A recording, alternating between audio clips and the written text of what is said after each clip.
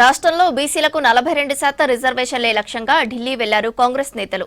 ఈ నెల 6న జంతర్ మంతర్ దగ్గర ధర్నా చేయనున్నారు.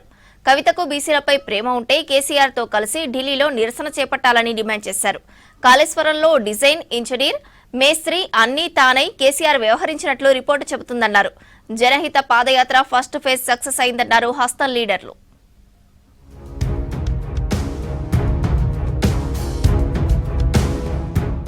బీసీలకు 42% రిజర్వేషన్ల అమలు కోసం కేంద్రంపై ఒత్తిడి తెచ్చేందుకు ఢిల్లీ వెళ్లారు రాష్ట్ర కాంగ్రెస్ నేతలు. 3 రోజుల పర్యటనకు గాను చెర్లపల్లి రైల్వే స్టేషన్ నుంచి 1600 మంది బీసీ ముఖ్య నేతలు ప్రత్యేక ట్రైన్లో ఢిల్లీ బయలుదేరారు. పార్లమెంట్లో బీసీ రిజర్వేషన్ల అంశంపై చర్చించాలనే డిమాండ్తో ఆందోళన చేయనుంది కాంగ్రెస్ నాయకత్వం. ఈ నెల 6న ఢిల్లీ జంతర్ మంతర్ దగ్గర భారీ ధర్నా చేపట్టనుంది. 7న రాష్ట్ర అసెంబ్లీ ఆమోదించిన 42% బీసీ రిజర్వేషన్ల బిల్లును ఆమోదించాలని రాష్ట్రపతిని కలిసి విన్నవించనున్నారు నేతలు.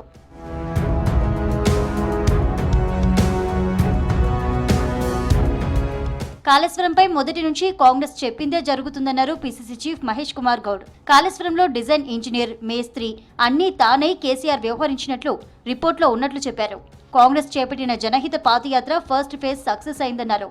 పరిగి, అందోల్, ఆర్మూర్, ఖానాపూర్లో ప్రజలు బ్రహ్మరథం పట్టినట్లు తెలిపారు.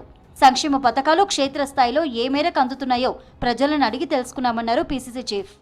4 నియోజకవర్గాల పరిగి నుంచి మొదలైనటువంటి యాత్ర పరిగి, ఆందోల్, ఆర్మూర్ అండ్ ఖానాపూర్లో విశేషమైన స్పందన, అశేషమైన జనం పాదయాత్రలో పాల్గొనడం.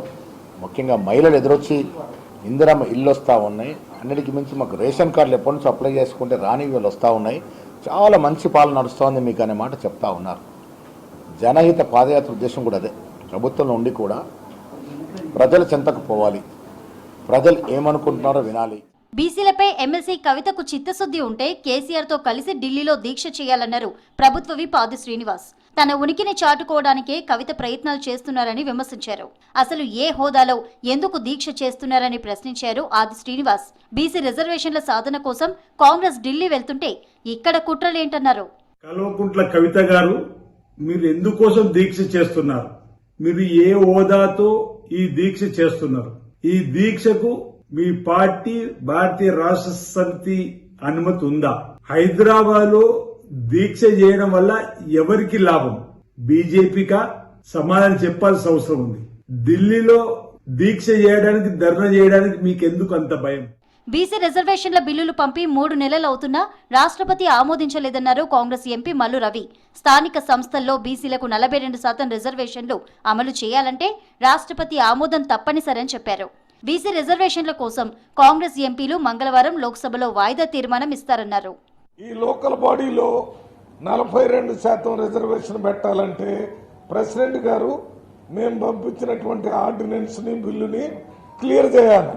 అది క్లియర్ చేయకపోతే మేము 42% అఫీషియల్ గా పెట్టడానికి చట్టం ఒప్పుకోదు. కాబట్టి వెంటనే ప్రెసిడెంట్ గారు ఈ బిల్లుని, ఆర్డినెన్స్ ని క్లియర్ చేయాలని డిమాండ్ చేయడానికి అందరు కూడా వస్తున్నారు. వికారాబాద్ జిల్లా కోట్పల్లి ప్రాజెక్టుకు 90 కోట్ల నిధులు మంజూరు చేశారు స్పీకర్ గడ్డం ప్రసాద్ కుమార్. వీకెండ్ లో వేలాది మంది టూరిస్టులు హైదరాబాద్ నుంచి వస్తుండటంతో కోటపల్లి ప్రాజెక్టు అభివృద్ధిపై ఫోకస్ చేశారు.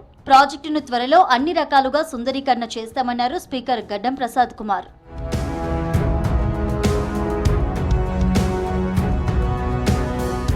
కాళేశ్వరం ప్రాజెక్టు పూర్తి చేస్తే అప్పులపై వడ్డీ తగ్గించే అంశాన్ని పరిశీలిస్తామని తెలిపింది కేంద్రం. రుణాల చెల్లింపు రీషెడ్యూల్ మార్పు చేస్తే ఆర్బీఐ రూల్స్ మేరకు కాళేశ్వరం ఖాతా స్టాండర్డ్ నుంచి సబ్ స్టాండర్డ్ వరకు డౌన్ గ్రేడ్ అవుతుందని కేంద్ర ఆర్థిక శాఖ స్పష్టం చేసింది. లోక్సభలో ఎంపీ చామల కిరణ్ కుమార్ రెడ్డి అడిగిన ప్రశ్నకు కేంద్ర ఆర్థిక శాఖ సహాయ మంత్రి లిఖితపూర్వక సమాధానాన్ని ఇచ్చారు.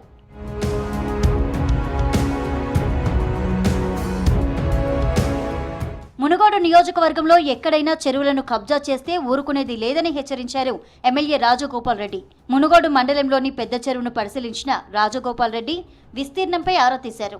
395 ఎకరాల మునుగోడు పెద్ద చెరువు కబ్జా అయిందని ఇటీవల ఎమ్మెల్యే దృష్టికి తీసుకొచ్చారు స్థానికులు. దీంతో తహసీల్దార్, సర్వేయర్, స్థానిక ఎంపీడీఓతో కలిసి చెరువు కట్ట, అలుగును పరిశీలించారు రాజగోపాల్.